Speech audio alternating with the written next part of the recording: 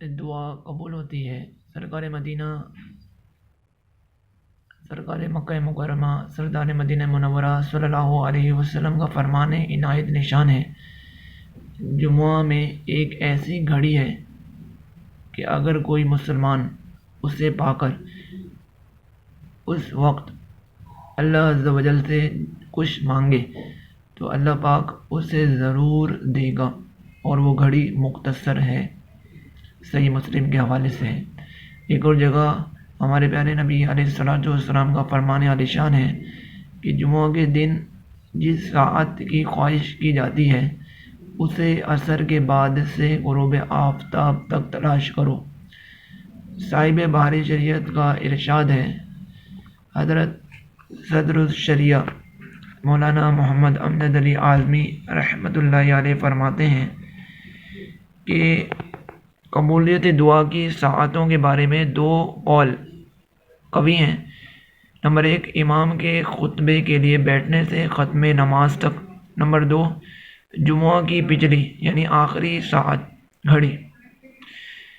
قبولیت کی گھڑی کون سی ہے؟ مفسر شہیر حکیم الامت مفتی احمد یارقان نعیمی علیہ رحمہ فرماتے ہیں کہ رات میں روزانہ قبولیت دعا کی ساعت یعنی گھڑی آتی ہے، مگر دنوں میں صرف جمعہ کے دن، مگر یقینی طور پر یہ نہیں معلوم کہ وہ ساعت کب ہے۔ غالب یہ ہے کہ دو خطبوں کے درمیان یا مغرب سے کچھ پہلے۔ ایک اور حدیث پاک کے تحت مفتی صاحب رحمۃ اللہ علیہ فرماتے ہیں کہ اس ساعت کے متعلق علماء کے 40 قول ہیں، یعنی پوائنٹس ہیں، جن میں دو قول زیادہ قوی ہیں۔ ایک دو خطبوں کے درمیان کا، دوسرا آفتاب ڈوبتے وقت کا، یعنی جب سورج غروب ہو رہا۔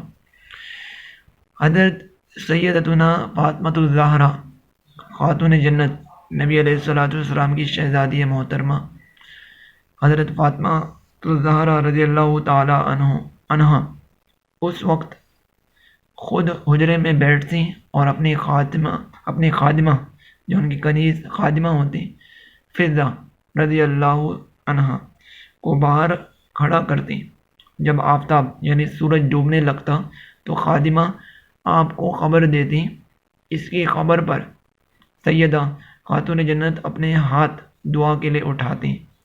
بہتر یہ ہے کہ اس ساعت میں کوئی جامع دعا مانگے، جیسے یہ قرآنی دعا ربنا آتنا فی الدنیا حسنہ وفی الآخرۃ حسنہ وقنا عذاب النار، یعنی ترجمہ کنز ایمان، اے ہمارے رب ہمیں دنیا میں بھلائی دے اور ہمیں آخرت میں بھلائی دے اور ہمیں عذاب دوزخ سے بچا۔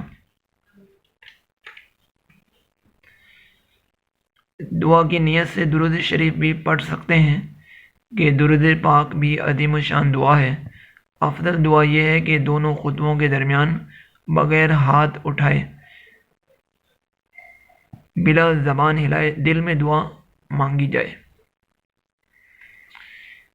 جمعۃ المبارک کے لحاظ سے طرح طرح کے فوائد، برکات، فضائل، فوائد، مستحبات، سنن اور آداب وغیرہ کو مطالعہ کرنے کے لیے، جاننے کے لیے آپ www.dawatislami.net پر یہ ایک رسالہ ہے فیضان جمعہ، اس کو فری ڈاؤن لوڈ کر سکتے ہیں، خود ہی پڑھیں، اوروں کو بھی شیئر کریں۔